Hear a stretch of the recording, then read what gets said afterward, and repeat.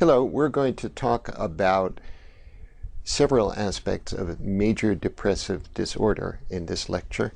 It's also called unipolar depressive disorder to distinguish major depressive disorder from bipolar disorder. We'll use the terms major depressive and unipolar depressive disorder interchangeably. In this mini lecture, we're going to concentrate on the clinical description and the genetics. DSM-4 describes essential features of a major depressive episode as a period of at least 2 weeks in which there's either depressed mood or the loss of interest or pleasure in nearly all activities. Anhedonia is another word for this, meaning loss of pleasure. In children, adolescents, and some adults, the mood may be irritable rather than sad, and we'll get to that toward the end of this slide. The individual must also experience at least 4 additional symptoms from a list, such as changes in appetite or weight or sleep or psychomotor activity, generally decreased energy, feelings of worthlessness or guilt, difficulty concentrating, thinking, or making decisions, or even recurrent thoughts of death or suicidal ideation, plans, or attempts. Now, to count toward a major depressive episode, a symptom must either be newly present or must have clearly worsened. For instance, Eeyore has no major depressive episode. That's just Eeyore. And he's like this all the time. The symptoms during a major depressive episode must persist for most of the day, nearly every day, for at least 2 consecutive weeks. Now, major depressive disorder is characteristic of untreated episodes of major depression that last from 7 to 14 months. This is a very rough estimate. Some episodes are much briefer. Major depression is indeed a recurring disorder, and it usually worsens with age if it's not treated. And the reported incidence of depression is 3 times higher in women than in men. And so you notice that the daily graph in the previous lecture spiked much higher for women for major depression than for other psychiatric diseases. It would be less high for men, but I do want to caution you that men seem to manifest depression or something like it as irritability more than women do. We need to keep this balance among the various symptoms of depression in mind when we analyze men versus women. You know, a very important point to emphasize with your friends is that major depression is often treatable.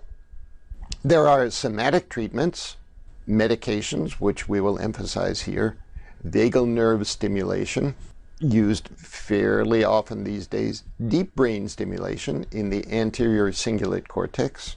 We won't be able to return to this topic. I did discuss deep brain stimulation for Parkinson's disease, and deep brain stimulation in the anterior cingulate cortex seems to have definite benefits for some patients. We don't quite understand how it works. And then there is electroconvulsive therapy, and I will discuss this when we talk about bipolar disorder. Psychotherapy can also be effective for major depression. 2 types of psychotherapy are cognitive behavioral therapy and interpersonal therapy. Some people believe that psychotherapy is most effective when it's combined with medications or with other somatic treatments. And of course, depressed people often find that diet and exercise help them to deal with their depression as well.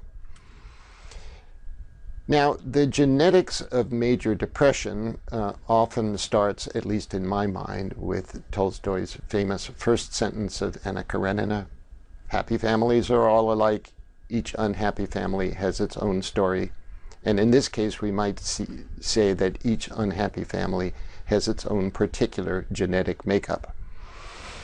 Major depressive disorder is several times more common among first-degree biological relatives of persons with this disorder than among the general population. But it is so heterogeneous that very few scientists have tried or succeeded at genome-wide association scans.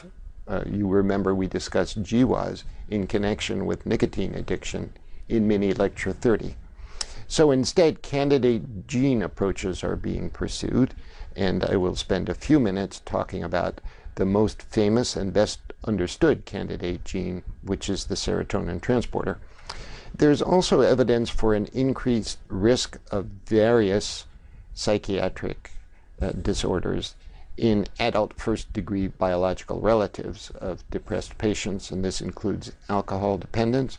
And there may be an increased incidence of attention deficit hyperactivity disorder in the children of adults with this disorder.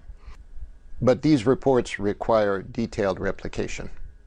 Now, the serotonin transporter has been discussed as a molecule and as a drug target in mini lectures 22 and 23, and there is no doubt that since the early 1990s, mutations of the serotonin transporter have been linked to many psychiatric indications.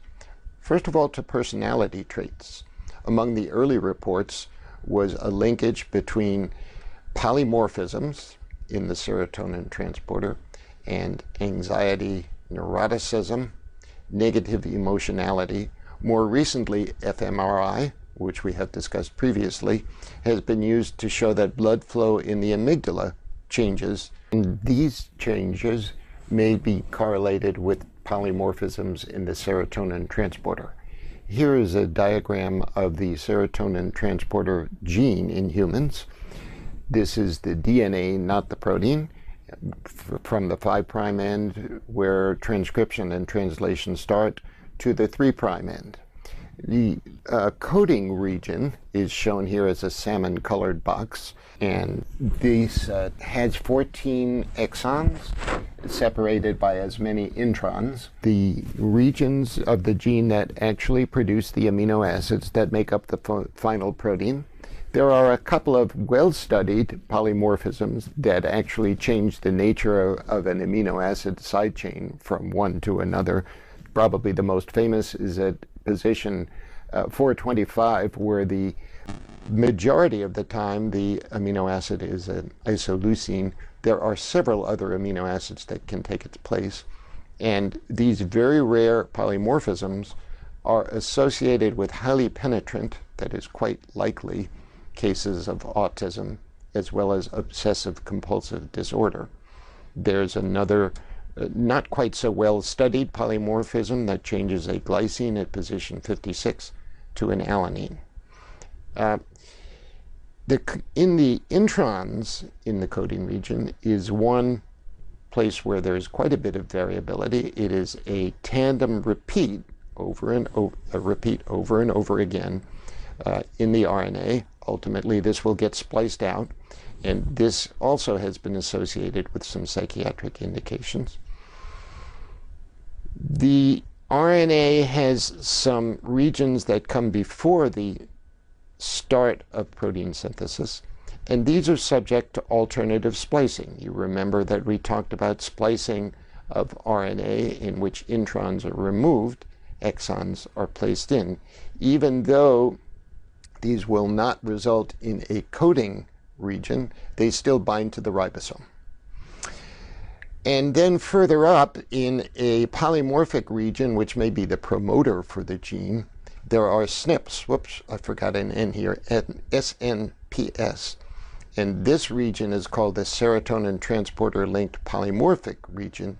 And variations in this region have been associated with a number of these diseases. So the serotonin transporter is a very well-studied gene among humans.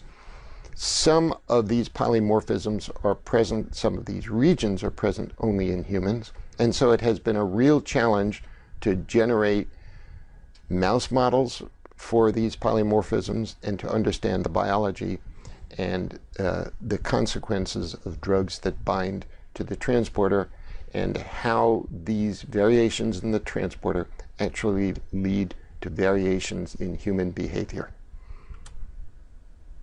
Next time, we'll talk about additional aspects of unipolar depression, major depression.